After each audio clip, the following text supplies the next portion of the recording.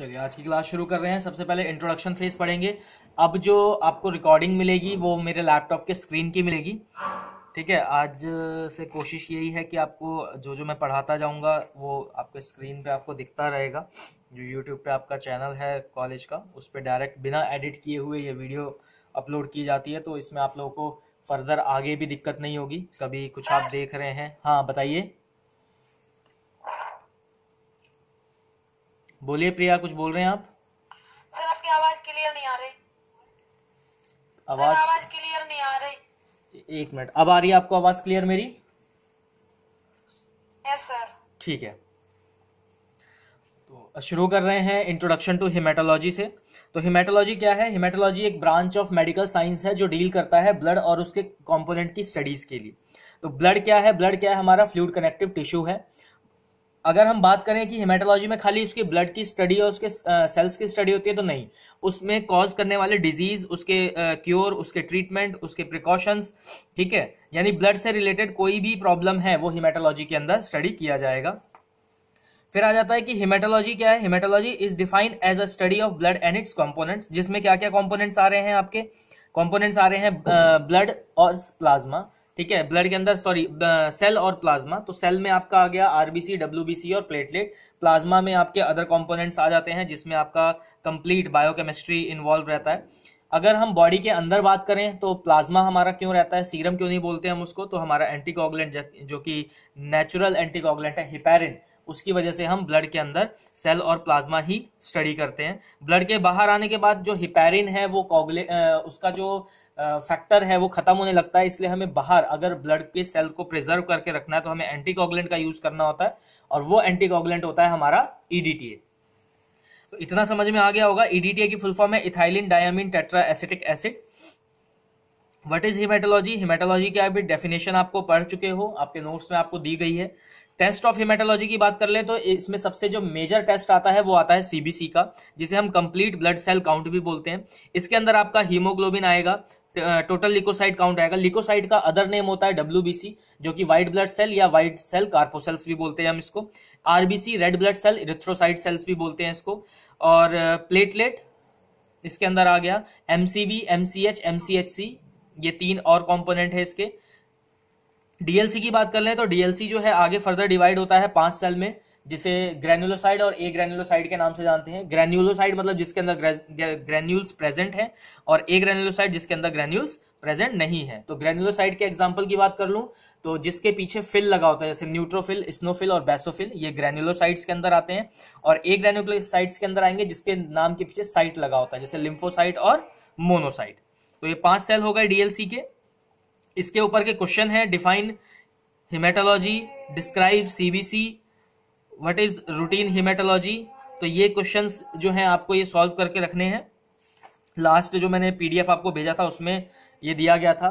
फिर आ जाते हैं हिमेटोलॉजी में इंस्ट्रूमेंटेशन के ऊपर। तो इंस्ट्रूमेंटेशन में बहुत सारे इंस्ट्रूमेंट यूज होते हैं। जो सबसे पहला इंस्ट्रूमेंटेशन यूज होता है वो होता है ग्लासवेयर में। ग्लासवेयर में आपके different type of pipette use होते हैं, जिसमें आरबीसी पिपेट है, डब्ल्यूबीसी पिपेट है, वॉल्यूमेट्रिक पिपेट है, माइक्रो पिपेट है, पास्चर पिपेट है, ठीक है, ड्रॉपर है।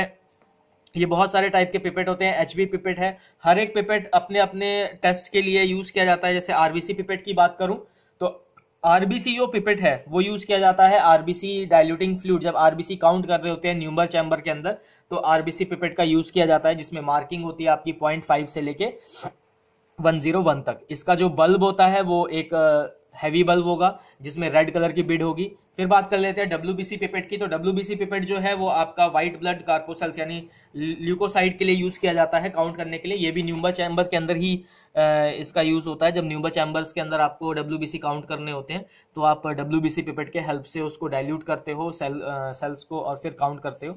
इसकी जो मार्किंग होती है वो 0.5 से 11 तक की रहती है। इसके अंदर आपको व्हाइट बिड देखने को मिलेगा। इसका जो इमेज है वो भी मैं आपको देखता हूँ, अगर कोशिश करता हूँ होगा तो मैं आपको दिखा भी देता हूँ।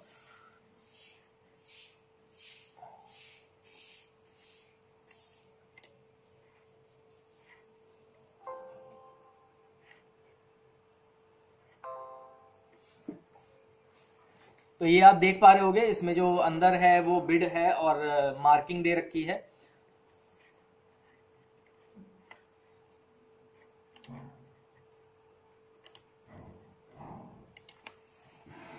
आगे बढ़ते हैं।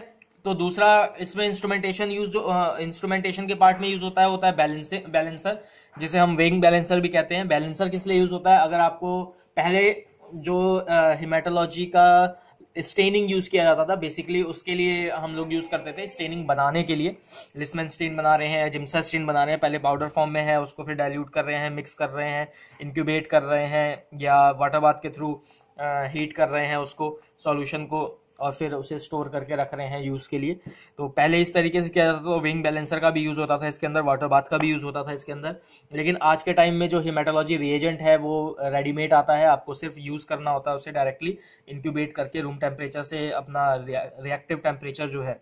और रिएक्टिव टेम्परेचर की बात कर ले तो हमारी बॉडी का टेम्परेचर 37 डिग्री सेल्सियस होता है, और इसी पे सारी रिएक्शंस होती हैं हमारी बॉडी में। आइदर हम हमारे इनसाइड बॉडी की बात कर लें, या हम अगर कोई टेस्ट लगा रहे हैं बाहर रिएजेंट के साथ अपने सैंपल को मिक्स करके, ब्लड सैंपल हो, आइदर सीरम हो या प्लाज्मा हो, तो वो 37 डिग्री सेल्सियस पे ही एक्टिव होता है।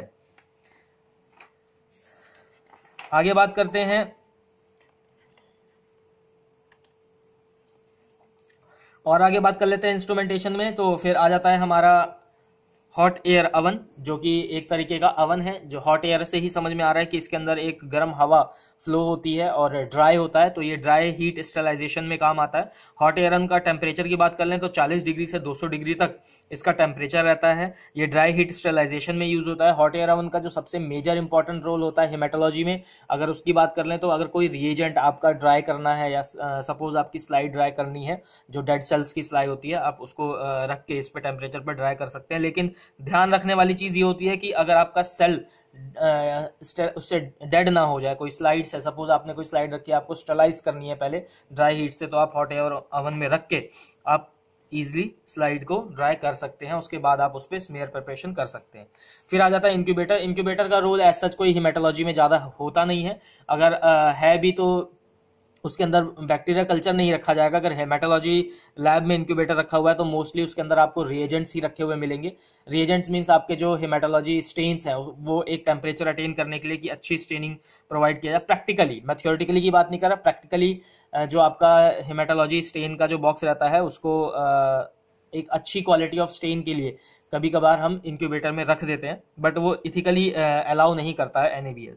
कलरीमीटर की बात करें तो कलरीमीटर हमारा हिमेटोलॉजी लैब में सिर्फ और सिर्फ आपका यूज होता है कुछ ही टेस्ट के लिए, जिसमें सबसे पहला जो टेस्ट है वो आ जाता है HB का, जो कि आपका साइनोमिथ मेथड के थ्रू यूज किया जाता है। कलरीमीटर के प्रिंसिपल की बात कर लें तो शब्द शॉर्ट में बता रहा हूं। अगर कलरीमीटर के प्रिंसिपल की बात करें तो बियर्स-लैम्बर्ट्स लॉ ये प्रिंसिपल है, और ये दो लॉ इंडिकेट क्या करता है कि भाई जो कंसंट्रेशन ऑफ मिक्सचर है वो और पाथ ऑफ लाइट जो है उसके बीच का कॉम्बिनेशन रहता है ये। उसके बाद आ जाता है सेंट्रीफ्यूज का। सेंट्रीफ्यूज का जो रोल है हिमेटोलॉजी में सबसे ज़्यादा इंपॉर्टेंट है। क्या इंपॉर्टेंट रोल है? तो सेंट्रीफ्यूज के बिना आप सेल और प्लाज्मा या सीरम को सेपरेट नहीं कर सकते। सेंट्रीपिटल फोर्स इसका प्रिंसिपल है। और किस बेसिस पे करते हैं? तो हम दोनों सेंट्रीफ्यूज में सैंपल को रखेंगे और एक बैलेंस करेंगे। फिर उसके बैलेंस करने के लिए अगर आप दूसरा सैंपल भी रख सकते हो उसके अपोजिट में, या एक टेस्ट ट्यूब में आप वाटर, डिस्टिल वाटर या नॉर्मल वाटर भी बैलेंस करके रख सकते हो।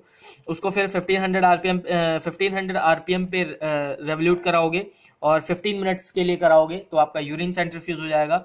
5 से 10 मिनट के लिए कराओगे तो आपका प्लाज्मा सेपरेट हो जाएगा। 15 मिनट के लिए ही आपका SST वाइल भी सेपरेट करता है सीरम को। और प्लाज्मा अगर आपको APTT PT टेस्ट लगाना हो, PTPC INR PTPC या APTT PTPC अगर कुछ भी बोलें तो ये एक ही कोगुलेशन टेस्ट को डिनोट करता है, PT APTT, ठीक है। प्रोथ्रोम्बिटाइन और एब्सोल्यूट एक्टिवेट प्रोथ्रोम्बिटाइन की बात कर रहा हूं मैं।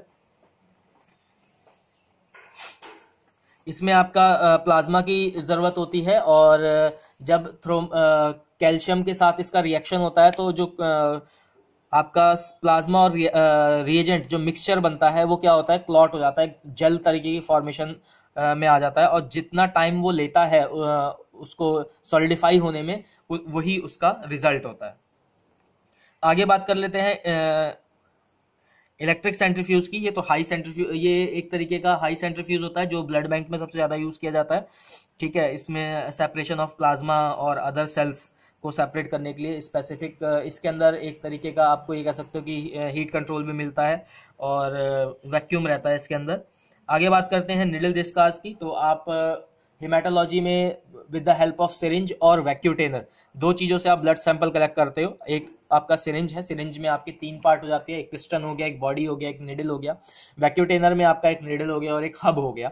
हब होता है बीच वाला पार्ट जिसके अंदर आपका वाइल्स जो है वो अटैच किया जाता है, और निडल एज यूजुअल सेम ही है।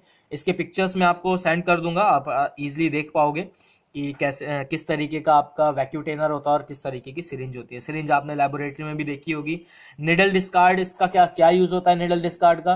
तो जब आप सैंपल कलेक्ट करते हो तो जो आपकी निडल है वो क्या है, वो बेसिकली इन्फेक्टेड हो जाती है। तो उसको डिस्कार्ड करने से पहले हमें बर्न करना होता है, और उसका जो टिप है सिरिंज या वैक्यूटेनर का, उसको कट करना होता है। तो उसमें ये हेल्प करता है आपका निडल डिस्ट्रॉयर या निडल डिस्कार्डर। आगे आ जाते हैं इंस्ट्रूमेंटेशन में। एक ऑटोक्लेव का यूज होता है। तो ऑटोक्लेव का क्या बेसिकली यूज है हेमाटोलॉजी लैब में अगर बात कर लें, तो हेमाटोलॉजी लैब में ऑटोक्लेव का एज सच कोई मेजर प्ले रोल नहीं है, बट फिर भी अगर आपको स्टरलाइजेशन करना है कोई इंस्ट्रूमेंट का या कोई आपके ग्लास वेयर्स का, अगर हेमाटोलॉजी में जो आप ग्लास वेयर यूज कर रहे हो, सपोज आप माइक्रोपिपेट कह रहा हूँ मैं, ग्लास पिपेट यूज कर रहे हो और आपको रीयूज करना है, या ईएसआर की रीयूजेबल ट्यूब यूज कर रहे हो, अगर आपको रीयूज करना है तो उस केस में आपको ऑटोक्लेविंग करनी होती है। क्योंकि एक बार आपने सपोज कोई वेस्टर्न ग्रीन से या विंट्रोब मेथड से आपने ईएसआर लगाया और उसी ट्यूब को आप रीयूज कर रहे हो, ग्लास ट्यूब है वो आपकी, तो उस केस में आपको खाली वॉश करने से नहीं होगा, आपको उसको स्टेलाइज भी करना होगा। और autoclave is the best method for moist heat sterilisation. इसकी अगर टेम्परेचर की बात कर लें तो इसका 121 डिग्री सेल्सियस टेम्परेचर रहता है और 15 एलबीएस इसका प्रेशर रहता है, जिसे हम 15 मिनट से आधे घंटे तक के लिए कर सकते हैं।